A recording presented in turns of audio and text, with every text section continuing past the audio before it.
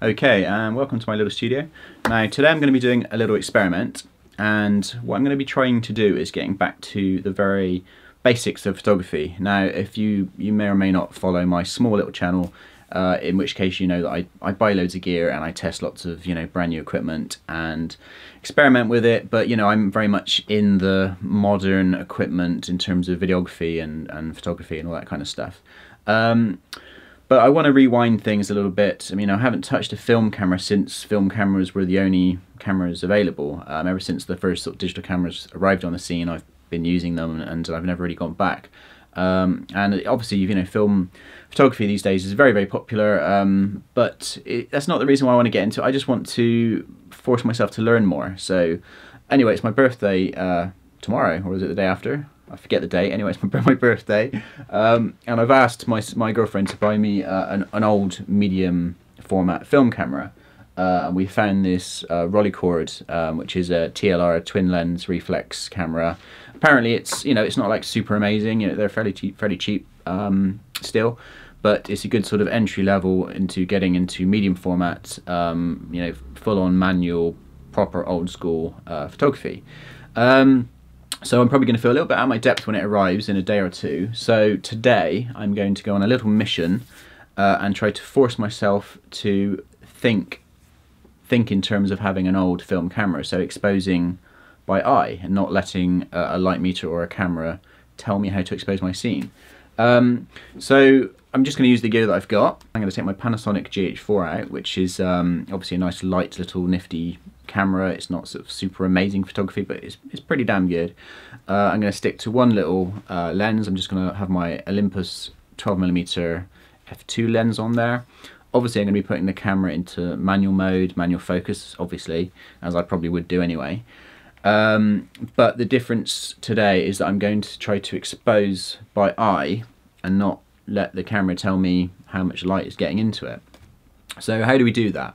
Now I'm no expert, but I've just been doing a little bit of research, and I've heard of the Sunny 16 rule before, but I never really needed to use it. So I had a vague awareness of it, but I've never really used it in practical terms. If you haven't heard of it, it's pretty simple. You lock down, obviously, for your exposure, if you're getting your exposure correct in camera, you obviously need to control and understand your shutter speed, the sensitivity, whether it's ASA in old film or ISO in modern, sensors, and your aperture. So your aperture, shutter speed, and your sensitivity. Basically, that's the three things you're juggling when you're getting your exposure correct. So what we do with the Sunny 16 rule is we start by having a base point which you can then think around, and the way you do that is you lock down your sensitivity and your shutter speed. If you make those two numbers equate, then the rest sort of is an understandable quantity, if that makes any sense. So the base ISO on the GH4 is 200, so I'm going to be leaving my ISO at 200, not changing that, and then I'm going to start by having my shutter speed at 200 to match. Obviously, if you're going to have 400, then you'd have 400. So you basically twin those two numbers and you lock them down, and then from that we work out our exposure by adjusting our aperture first.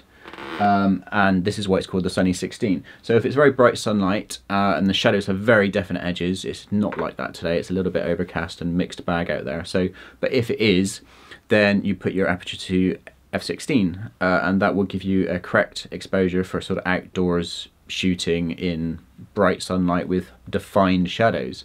I'll just quickly go through these. So let's start at the top. So f22, that's for extreme sunlight on snow or sand or bright reflective surfaces or lots of water. That's when you might need to go as high as f22 to have a tiny little aperture to get your correct exposure.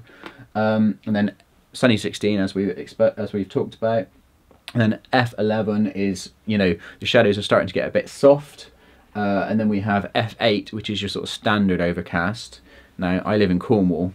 That's still quite not as bright as that. We have less light than that. Our overcast is proper overcast. It's just grey with hardly zero shadows. So that will be heavy overcast, which is f5.6. So I'm going to be predominantly between 5.6 and 8 probably today, I would imagine.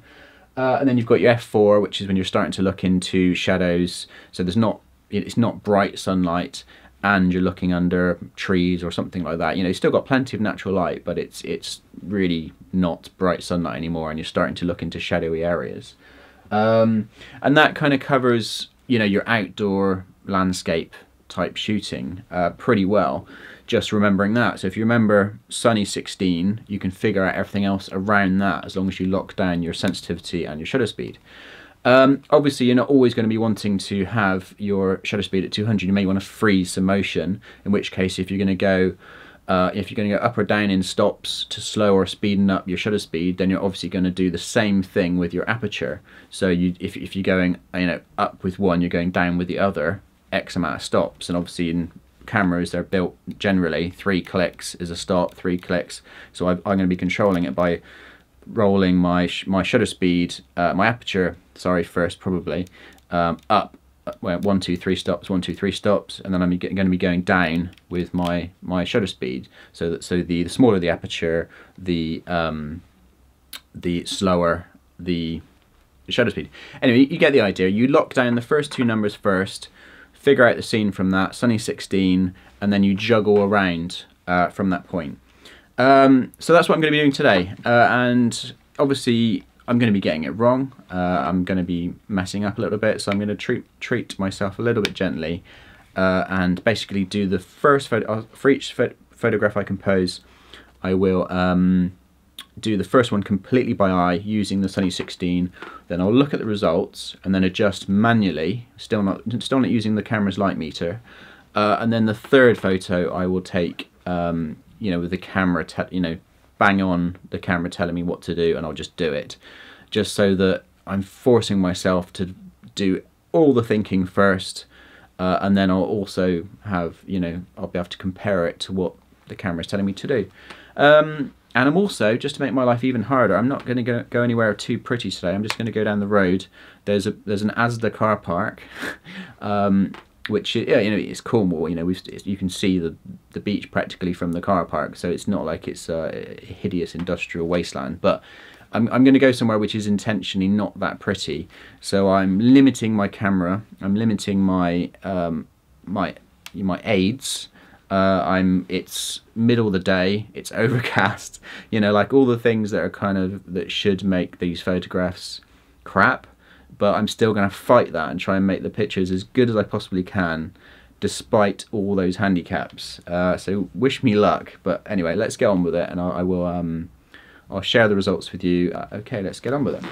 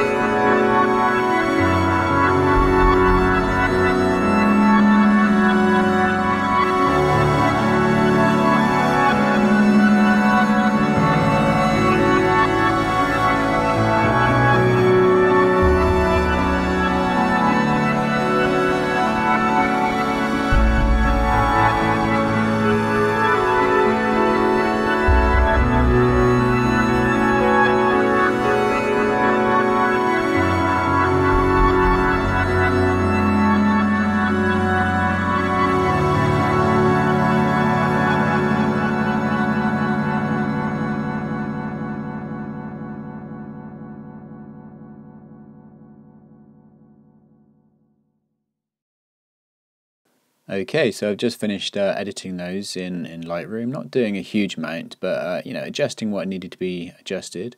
So what do you guys think? I think this system works.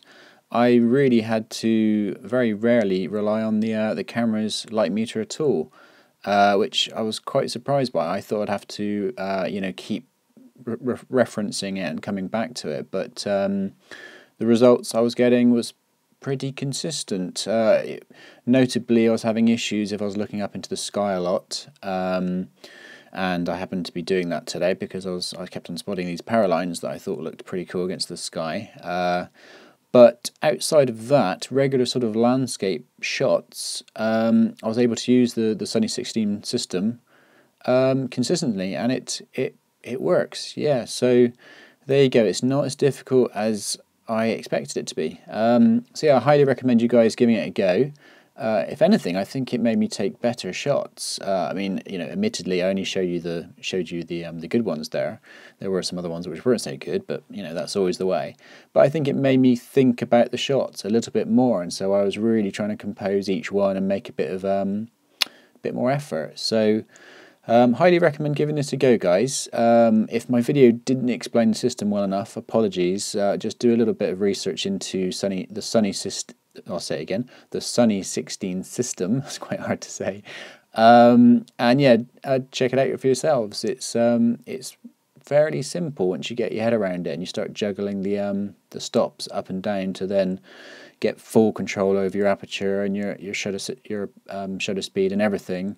But with this sort of starting point of the Sunny 16 system, kind of, you know, giving you an idea where to kick off from, basically.